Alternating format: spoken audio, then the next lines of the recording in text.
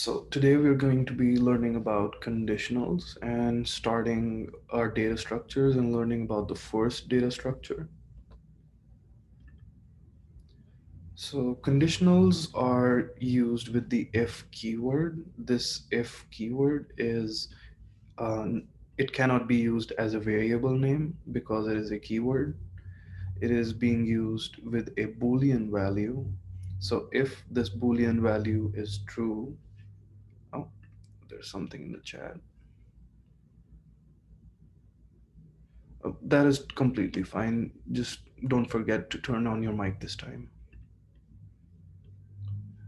So if the Boolean one is true, it will go inside this if statement, and whatever is after the colon and is indented, it will be performed. So it will print Boolean one is true if Boolean one is true. If it is not true, it will simply skip this print statement and go down to this part. And then if boolean 1 or boolean 2 are true, so if either one of them are true, it will print the statement. If both of them are false, it will skip the statement. Does that make sense to everyone? If there's any doubt in that, let me know. I will be doing examples at the end, just like last time. Okay, doesn't look like there's anything. So the next thing we're going to be talking about is the elif. It is just a short form for else if. So for example, if we're talking in day-to-day conversation, we say if he goes there, then I will do this. Else, if he goes the other place, I will do this. So that is how we talk in everyday life, right? So that is also how you will be writing it out in Python. So if Boolean 1 is true, then it will do this print statement. But if it is not true, it will go to line 17 and it will check if boolean true is true, and if boolean true is true, it will print this line, and if boolean true is also not true, it will go to the else statement, and then it will do this for sure if both of these are false.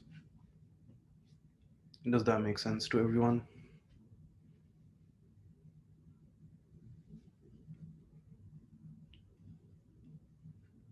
Okay, moving on. Oh, okay. Okay, I can repeat. So um if we start from the top, right? If boolean 1 is true. So if the value of boolean 1 is true, it will go to this line 16, which is under this if, and print this line out. So boolean 1 is true. Who knows about boolean 2 though? Because it has not gone to boolean 2. So if boolean 1 is true, it won't even go to line 17 or 19 because these are else statements. They only go here if the one above it is false. Does that clear it out more?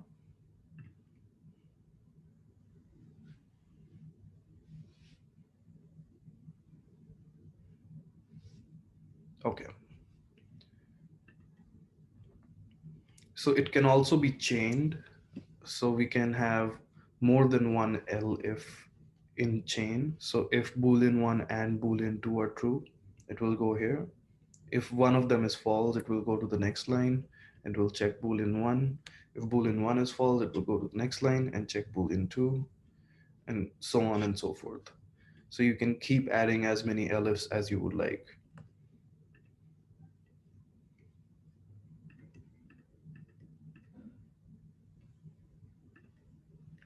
So this is the shorthand if.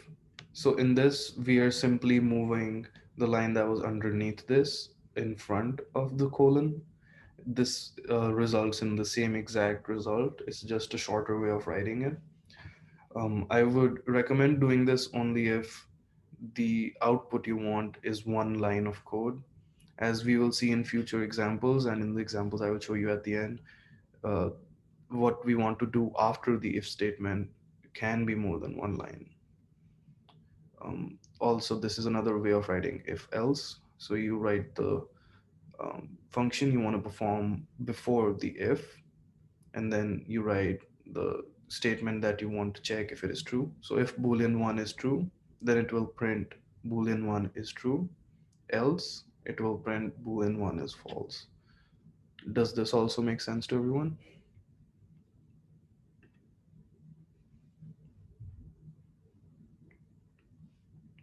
All right.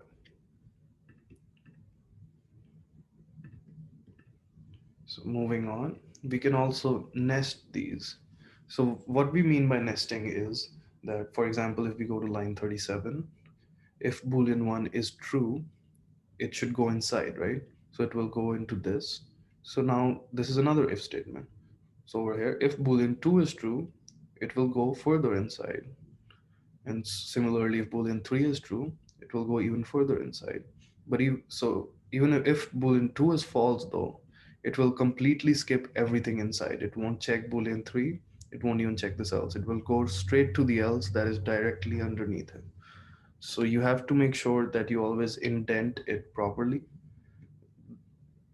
The if and else that are in the same line of indentation are the same if and else. So if boolean 1 is true, then it will go inside. Otherwise, it will skip directly to line 45.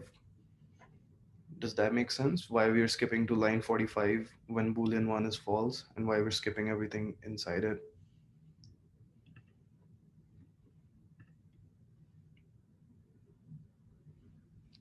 Type a yes in chat if you think you understood that, or type a no if you didn't.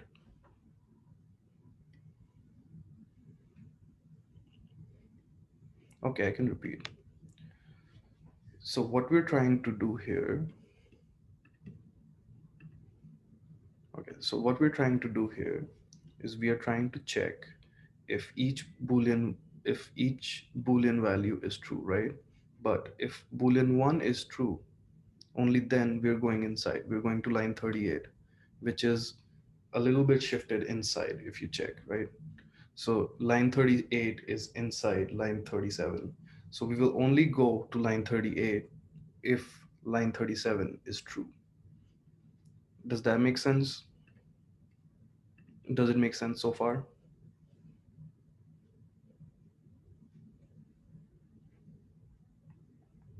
Okay. So when we do go inside to line 38, we can check again if boolean 2 is true. Now, if you see line 39, that is further inside. So that means that it is inside the line 38, right? So if you check boolean 2 and it is true, then we go into line 39 and that will be checked again. And then when we check line 39, if boolean 3 is true, it will go further inside and it will print line 40. Does that make sense to everyone?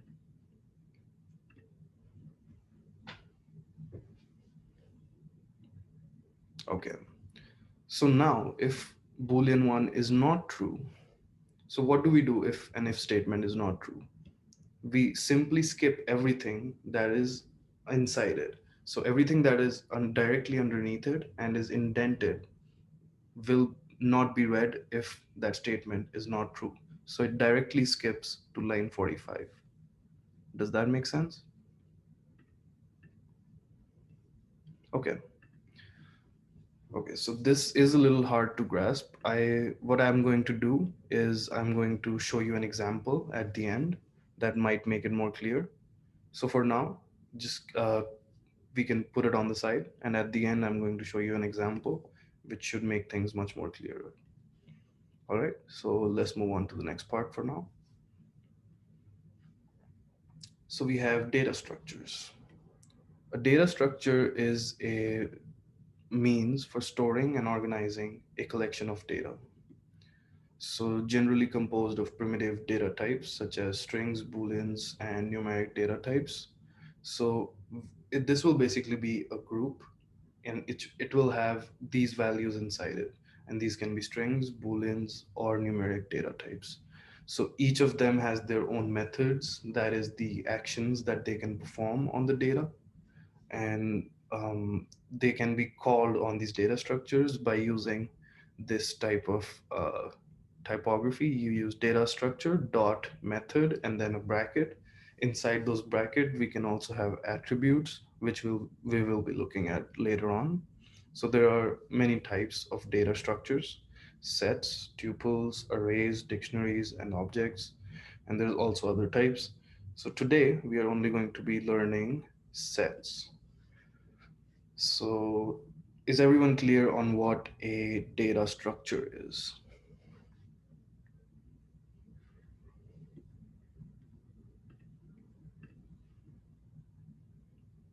I see a yes. Okay. So a set is an unordered collection of unique values that are immutable. So we're going to discuss three of the terms that I just said. So unordered means that the order in which you put the values inside the data structure do not matter, and they will not be maintained. So for example, if you order it in this order, 1 4 6 8 and so on, it might be stored as 1 3 4 6 7, and you can have no control on that. And that is one of the unique aspects of sets. So unique means that all the elements must be unique. So if you make a set and you put a lot of ones, a lot of twos, and so on in it, they will only be counted once and the rest will simply be rejected. Another thing about sets is that they're immutable. This means that once you make a set and you define the elements inside the set, you cannot remove or add any elements to the set. So it can be defined in two ways. You can either do my set. This can be any variable name. So as we discussed in the previous lecture, what variables are, this can be any variable name, and it can be started with set, and in the bracket you can put all the value names, or you can simply use curly braces and put the bracket put the values in that. So if you see on the right, we have an example. So my set equal to curly braces 1 2 3 4. This is how you start a set. I will be showing you how to use the other method in the example. Is everyone clear on what a set is?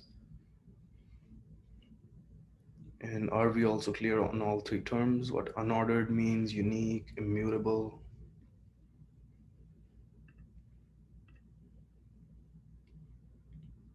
Okay. So the methods that we were talking about are add, remove, and copy. So add will add a specific element.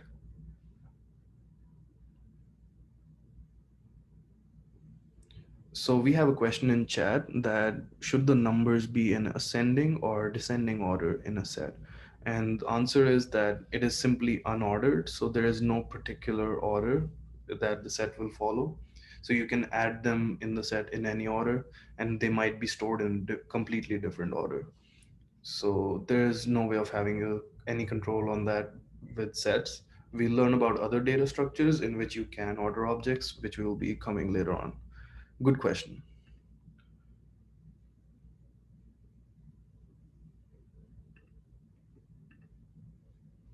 Okay, so moving on, we have set methods. So add helps you to add a specific element to a set. So you remember how I said a set is immutable?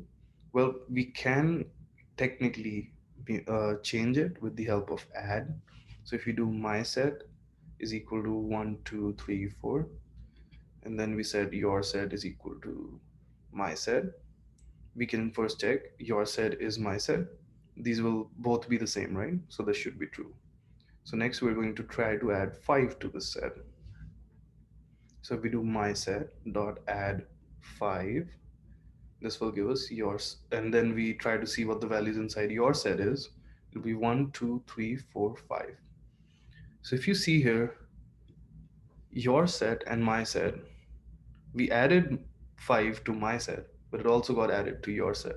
So this is another property of sets, is that if you set the value of one variable as the value of a set, they will both actually be stored at the same location. So if you add something to one, it will also be added to the other. And similarly, um, okay, so if you do copy, if you do your set is equal to my set dot copy, then they will not be the same. So your set is my set is false, even though they have the same values inside them. They're not the same exact data location. That's why this gives us false. uh, does everyone understand why it was giving us true in the beginning and false afterwards?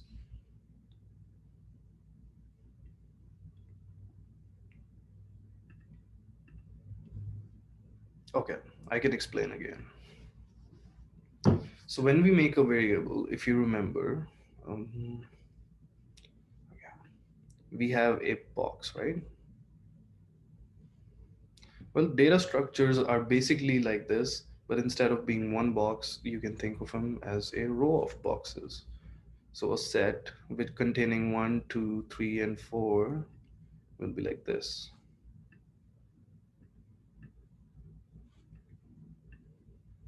right? So when we are first making this as my set, right?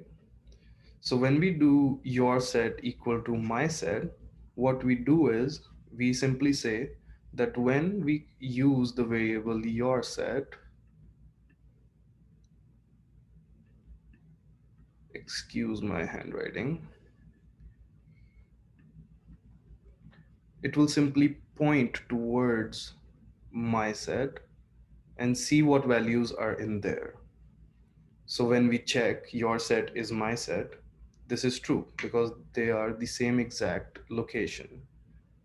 But when we do my set dot add 5, it adds 5 to this. And because your set is pointing towards my set, it also displays 5 when we ask Python to display it for us.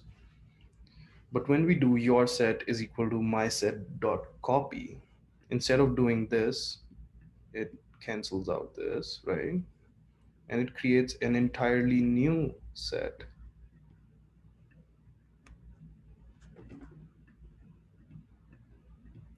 with the same exact numbers inside. So when we do your set is my set, this is actually not true anymore because even though they have the same values inside, they are two completely different sets, right? And when we remove 3 from my set, it gets removed from my set. But when we do your set again, it will not get removed from your set because now it is a completely different set. Does it make sense now?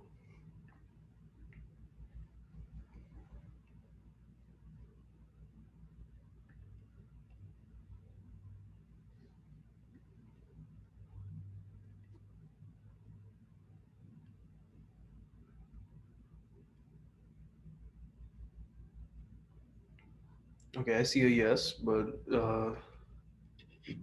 anyone who couldn't understand before, are you able to understand now, or is it still not clear?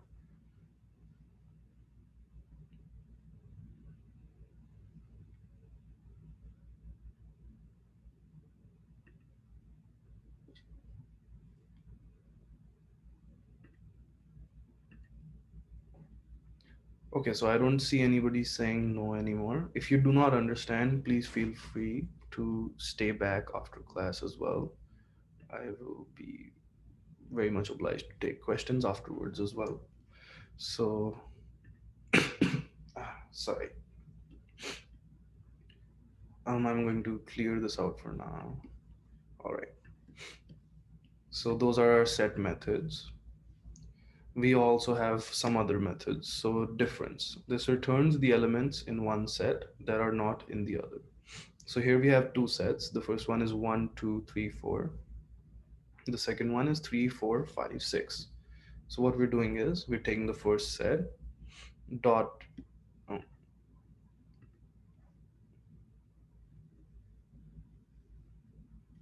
oh, thank you. Can you explain why the 3 is not removed? Okay, I can go back. Okay, so if we just did your set equal to my set, and then we did my set dot remove 3, then it would have removed the value from both of them, because your set and my set will have the same exact set that they are pointing to. So your set and my set will both be changed if you changed either one of them. But when you do my set dot copy, it creates a copy of that set. So now there are two different sets. So when you remove it from my set after making it a copy, it only gets removed from my set because your set is now a different set. Does that does that help you?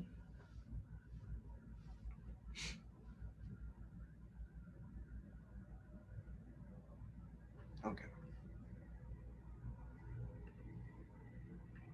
Okay, so we were doing difference. So the first set we have is 1, 2, 3, 4. The second set we have is 3, 4, 5, 6. So the first set, we will take the first set and then we will take the second set. We'll check which elements are the same and we will remove them from the first set, and that will be the answer. So in this case, 1 and 2 are not in the second set, and 3 and 4 are in the second set as well. So 3 and 4 are removed, and we get the remaining answer as 1 and 2. So similarly for intersection, what we do is we only take the common elements and keep them, and we discard the rest. So the exact opposite of the difference, right? So we have 1, 2, 3, 4. We take 1, 2, 3, 4. Then we check, okay, so 3 and 4 are also present in the second set. So we only keep those two values and we discard 1 and 2.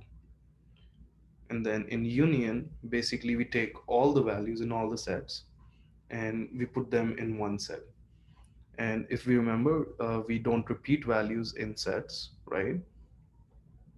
So that is why 3 and 4 only appear once. And we also have 5 and 6 added to the mix. So does everyone understand these three methods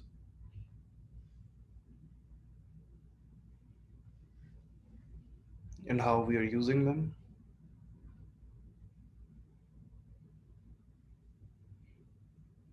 Okay. So the in operator. So the in operator simply checks if an element is inside a set. So if we make a set which has David, Matthew, Eric, Sean, and then we check, oh, is David in my set? So we just write David in my set and we get true. We check Josh in my set. So Josh is not in the set, so it'll be false. Yep, that is how we use the in operator. Is everyone clear on how that works?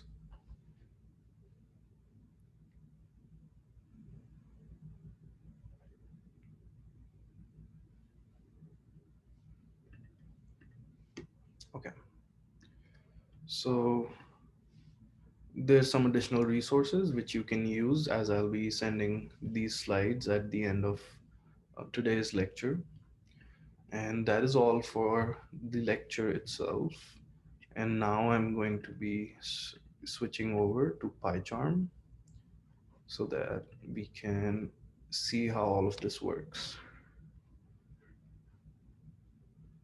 Okay. We have a new file. So first let's try out the if statement. So if we recall, for the if statement, we need a Boolean value. So we see a red squiggly line underneath this. This means this is an error. So if we hover over it, it says unresolved reference Boolean 1. This basically means that we have not set a variable name. Boolean 1 is not a variable yet. So we're gonna create a new value. And let's say 2 is less than 3. Oh, we have to make this 1. Okay. Now the red lines have disappeared and we can write print.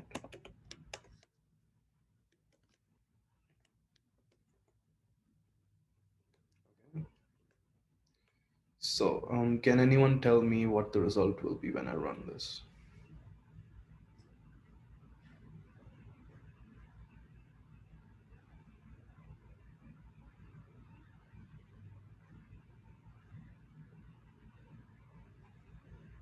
Any guesses? True.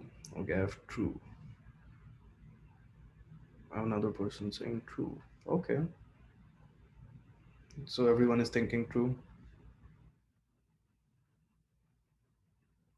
Okay, so everyone's on the right track, but the output is itself will be 2 less than 3. And this is simply because we're printing out 2 less than 3 if it is true, and we're not printing out true. If I put true in here, then the answer would be true. But yes, you were all very close. So good job. Next thing we're gonna sorry. Next thing we're going to try is the else statement.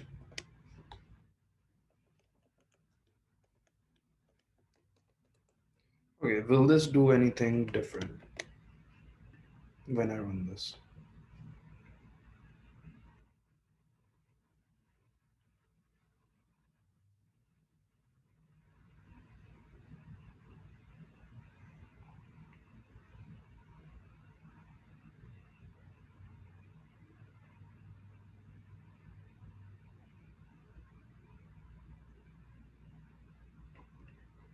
Any guesses?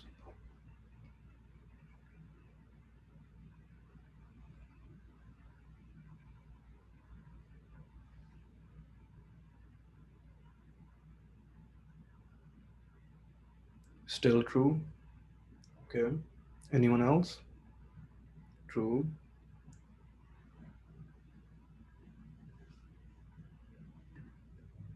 Okay, let's see what happens. Yep, you guys are correct. So it is saying true. Now, if we change the boolean, let's make it 3 greater than equal to 4. What will the answer be now?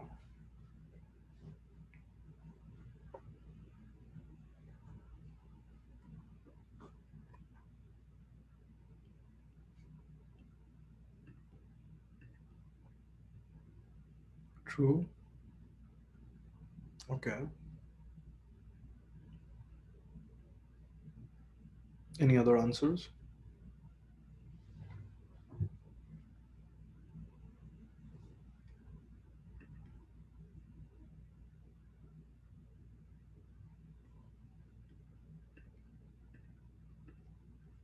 Okay, we have a false. Okay, let's see what the answer is.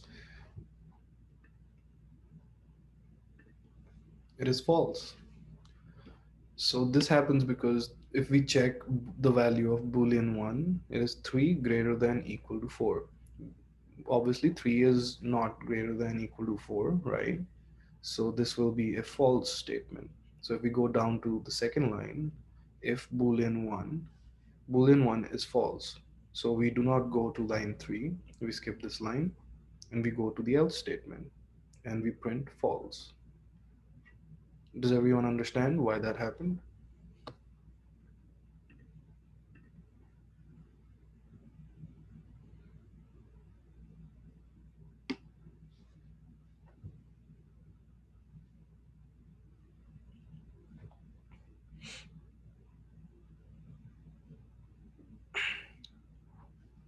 Okay, I'm seeing some yeses, so I'm guessing everyone's understood that.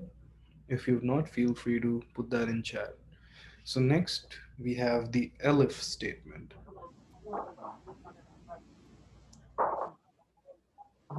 Sorry, Peter, you have your mic unmuted. If you could please mute your mic.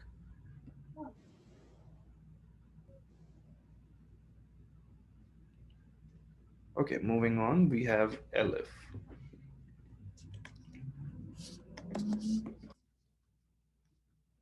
Okay, so let's make one second. Let's make a new boolean value. Let's call it boolean true. Make this 2 is less than 6. So this will be a value. This is a false value. So you'll notice how I put like a little hash and then I put wrote some stuff over here. So these are comments. You can add them to your code. This makes it more readable. Anything you put after a hash or a pound will not be taken into consideration for your code and your code will simply ignore it. So you can use it to annotate different things and to make it make more sense, right?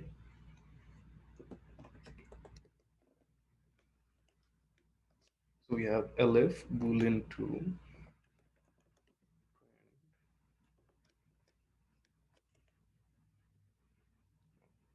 Looks like we have a question in chat. Okay, no problem.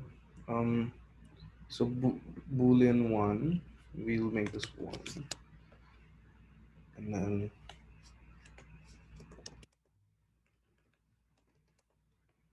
else.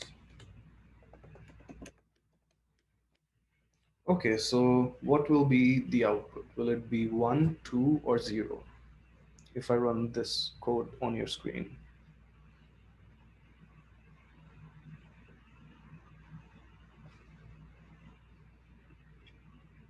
Come on, give me quick answers in chat. Let's go. 0. We have a 0. Anybody else? 0.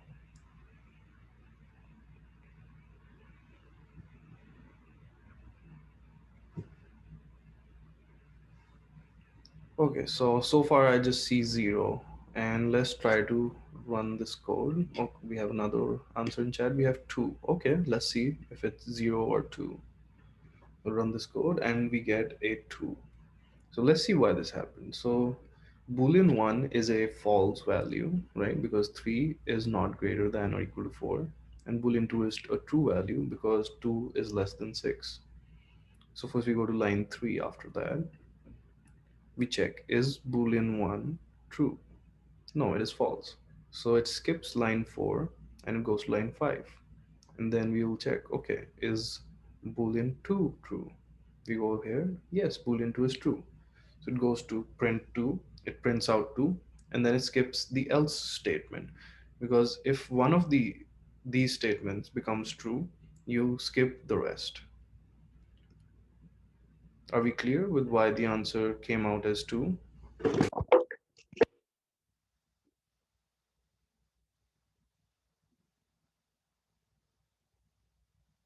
Okay, I see one yes.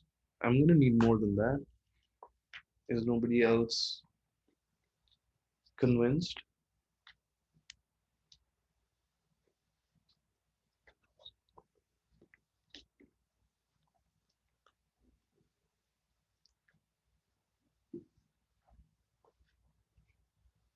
Okay, so the next thing we are going to try out is the short if. So this is going to be fairly quick. So instead of writing it like this, if you look at line 3 and 4, we are simply going to do this. And this will give us the same exact result because this is something we can do, right? If we can use an if statement in one line, and let's try to see. And yes, it gives us the same exact answer. If we make boolean 1 a true value, for example, let's make this less than equal to 4, this becomes true. So if you press the play button now, the run button now, sorry, it becomes 1. So this works in exactly the same way as a normal if statement, right? So another thing we want to try out is the short if else statement. So in this, we will do print true if, then 1 else print false. So if we try running this one, we get true because boolean 1 is true. And if we make boolean 1 false, and then we try to run it, it gives us false. Is everyone clear on how these two things work, the short if and the short if else?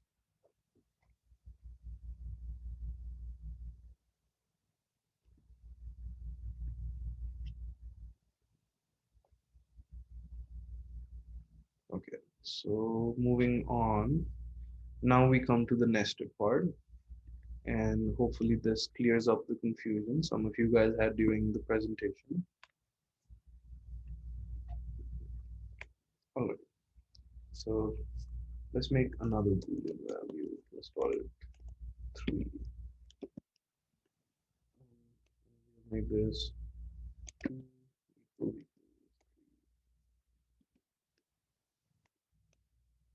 This is false. So what we're going to do is if boolean, oh,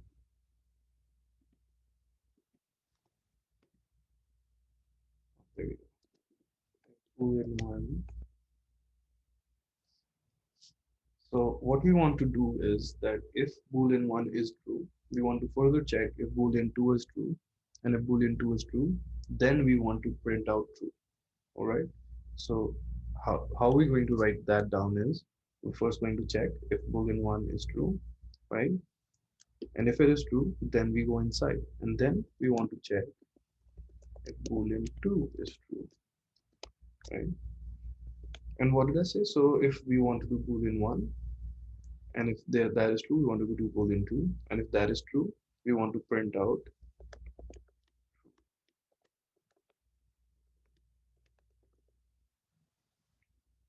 right?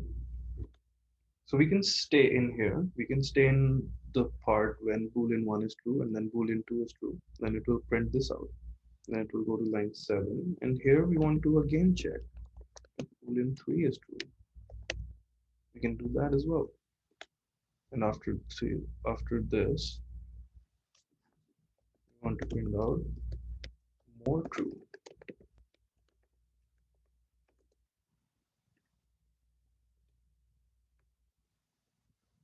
right? So given the values that you see and given what I've told you, what do you think the current output would be?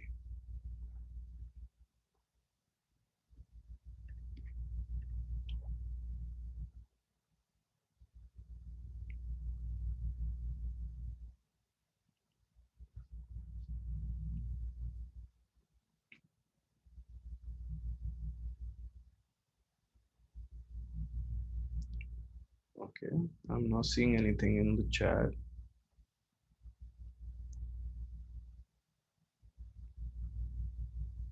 Okay, so someone says true, false. Okay, so let's try to check it out. So we press the run button and we get nothing. Huh, why is that? So if we look at the code, we are not checking anywhere if it is false, right? We don't have an else statement. So let's go ahead and add that, right? So if boolean 1 is not true, we want it to say false, right? We don't want it to just be blank. So we're going to do print.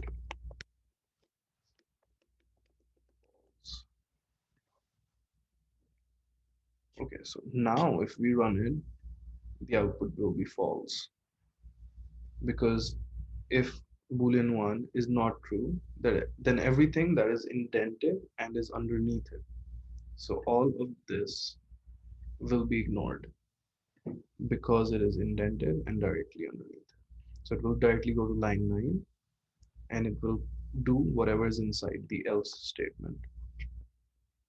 Is it clear to everyone how we got false?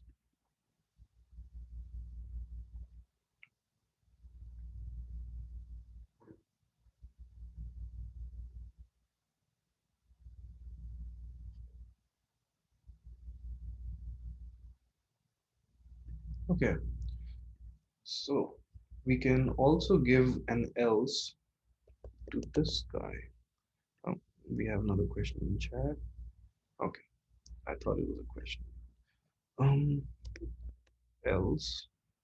Okay, so now we can send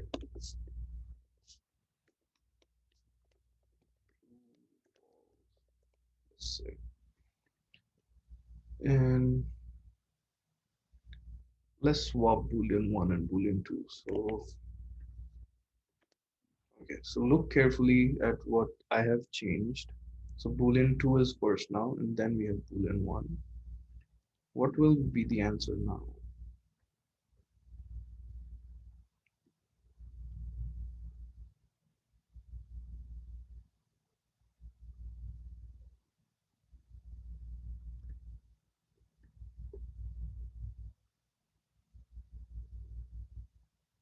Anybody have any guesses?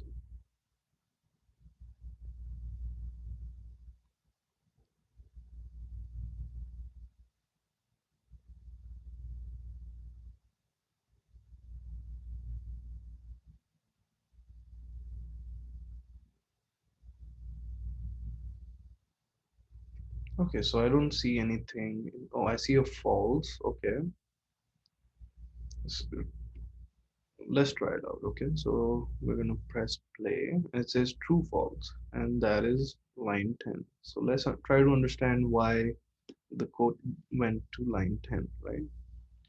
So if we go to line 4, it says if boolean 1. We have another in chat error. No, we won't get an error here because our code is correct and we're not doing anything wrong here. So if boolean 1 is true, so let's see, boolean 1, yes, it's true. So it goes into line 5, right? Next we check, is boolean 1 or is boolean 2 true? Boolean true is false. So it ignores everything that is indented and directly underneath it. So it ignores these three lines and it goes to this else, line 9, and it prints out this line. And then it skips this as well. It skips this because we already checked boolean 1 and it was true and we did all of this. So we skipped the else. So does everyone understand why we got true false?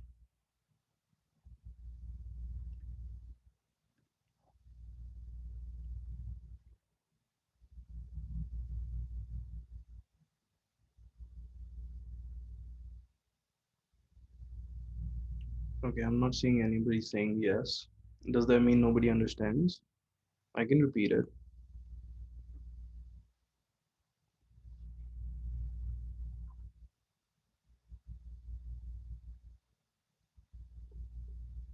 Okay, so, okay, yep. So let's try to think of a different example, right? So instead of using these values, let's simply use the statements in the if. Maybe this will make it more clear to visualize it.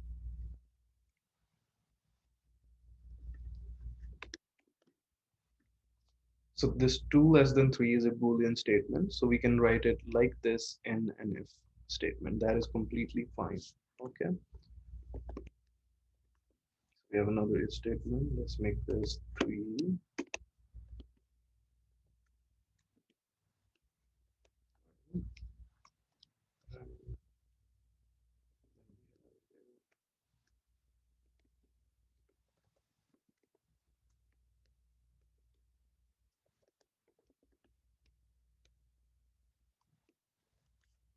So we'll print true, true, true.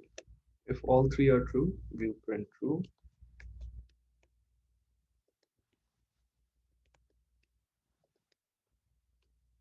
Then it's false. We're printing false. Up, true, true, false. Similarly, we can make another else.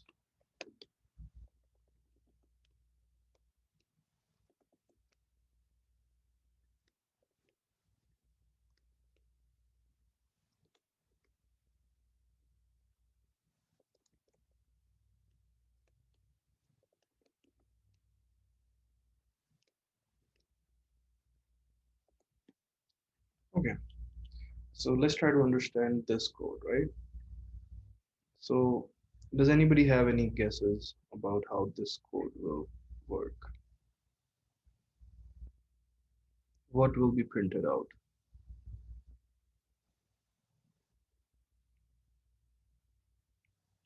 So I don't see any answers. So before I press the run button, let's try to see if we can understand what is going to happen. So someone said false in chat, and let's see if that is indeed the answer. So, okay. So if 2 is less than 3, right, then we go in here. Then we go to the part that is indented and directly underneath it. So all of this will, so everything over here will be executed if this is true. Does everyone follow until now?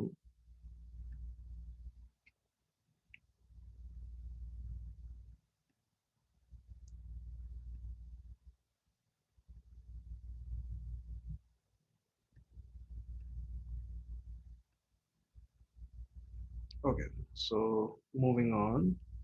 If 3 is less than equal to 4, if this is statement is true, then all of this will be performed, right? Oh, sorry, this will go down till here. Sorry about that. So now we go to the next if statement. If 3 is equal to 3, if this statement is true, then everything underneath this statement will be performed. Then we go to the else statement. So if 3 is equal to 3, if this statement is false, then this will be performed. Similarly, if 3 is less than equal to 4, if this statement is not true, then everything underneath the else statement, underneath that, will be performed. Similarly for the first one. Does this make sense to everyone?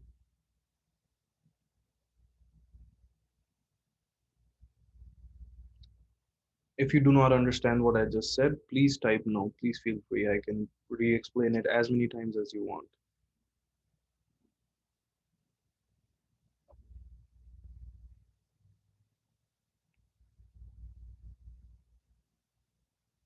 Okay, so I see yeses. I'm assuming everyone has understood. Yes, so the else that is directly underneath that exact if will go with that if. So if that statement is not true, then everything underneath the else will be performed, right? Okay, so now that we know what this code is going to do, let's try to see which statements are true and which are false, right? So we go to the first statement. 2 is less than 3. This is true, so we will perform everything from line 2 to line 8. So we go to line 2. We see if 3 is less than equal to 4. Is 3 less than equal to 4? No. Oh, sorry, yes, it is. So it will perform everything under in line 3 to 6. So it goes to line 3. We check, is 3 equal to 3? Yes, it is equal to 3. So it performs everything in line 4. And it prints out true, true, true. And every else statement is ignored because every if statement corresponding to it was true. Does everyone understand why we will get true, true, true?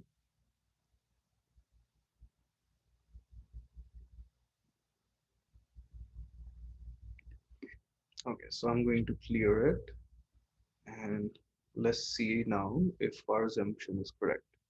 And we do get T, T, T. So is everyone clear now on how nested loops work? Sorry, nested conditionals work?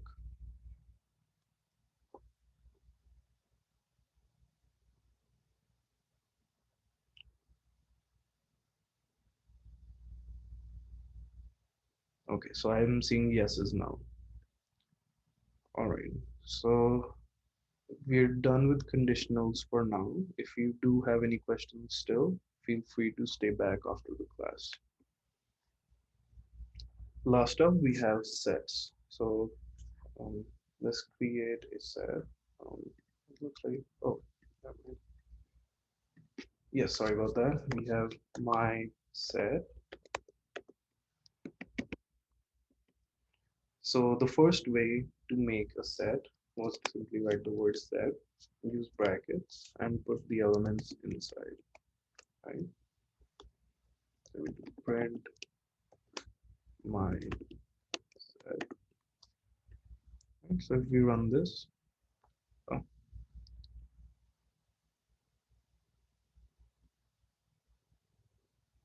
expected at most one argument got three. Oh, we have to put another bracket. I forgot about that. So when you're making a set, you can either put down one value, so it will be a set with one value inside. So if we put one, oh, actually you'll have to put two brackets no matter what. That is my bad. Sorry about that. So if you put one inside, um, sorry, just give me 1 second.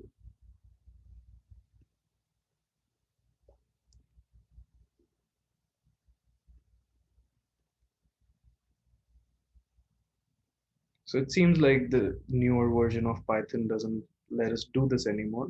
So I shall change that in the presentation before I send that out to you. So now we can only make sets like this.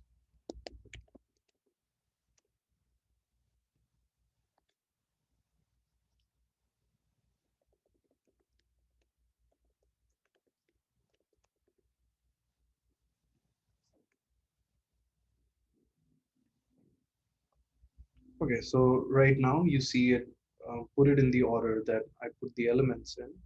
But if we try to switch up the order, let's say we put in 3, 2, 5, 9, 8. Oh, that's actually in ascending order almost.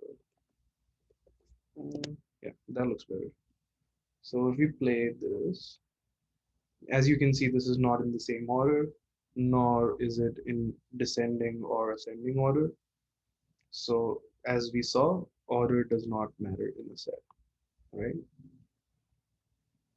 Now, if I try to do my set dot add 4, this will add 4 to our set, and it will still be the exact same set, and this time the order is completely different again. Now, if we try to remove something,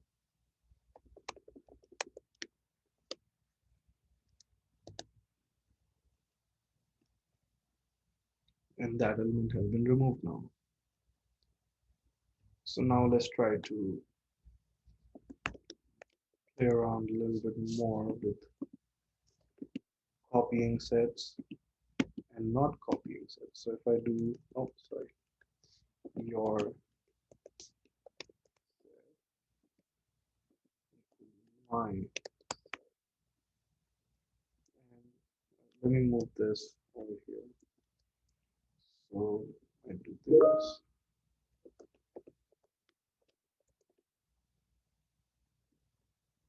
Okay, so who's going to tell me what the output will be for this?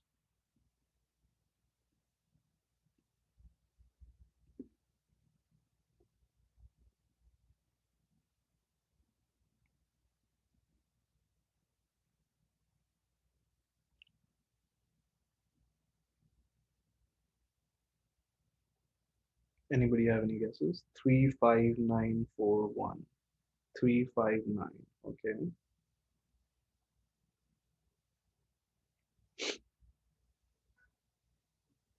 All right, let's try to use it.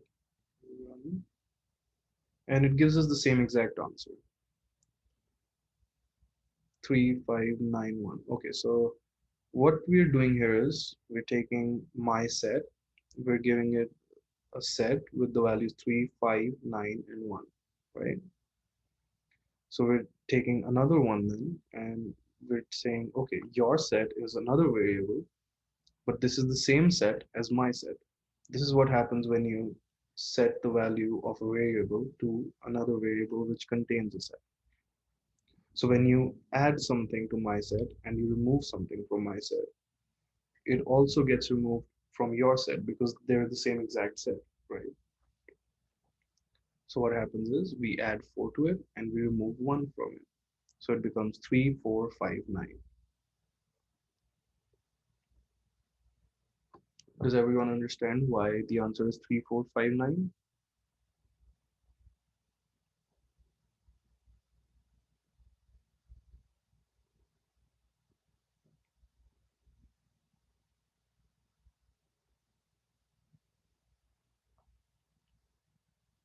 Okay, so now we're going to try something different.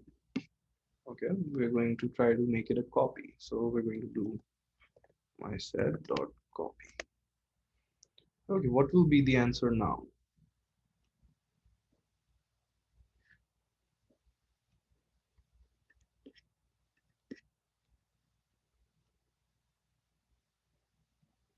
Will it stay the same or will it change? If it will change, type in the answer that you think it will be. Otherwise, type same.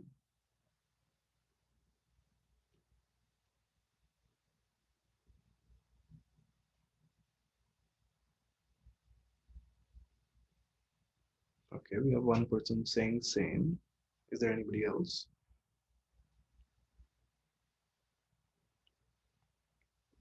Same. Okay, so let's try it out. Okay, so we're getting a different answer this time. So let's see why this is happening. So this time we said, okay, my set is 3591. Then we make another set called your set, and we say, okay, it is a copy of my set. So what it does is it creates another set which is exactly the same as my set, but they're kept at two different places, right? So when you add and remove from my set, it doesn't change your set anymore because it's a copy. It's not the same exact set anymore. So it simply gives us the set that we initially had, and it doesn't do any of the adds or removes because we're printing out your set and not my set. So this is why we get the same set as the initial my set and not any of the adds and removes. So does everyone understand the difference between copy and simply writing equal?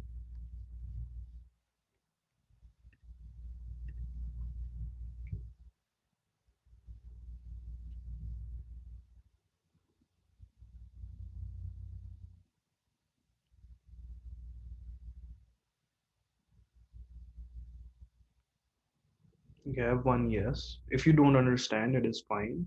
I know we're a little over time, so if you do want to leave, you are free to leave. But if you have any questions or if you still don't understand, please feel free to stay back and ask me.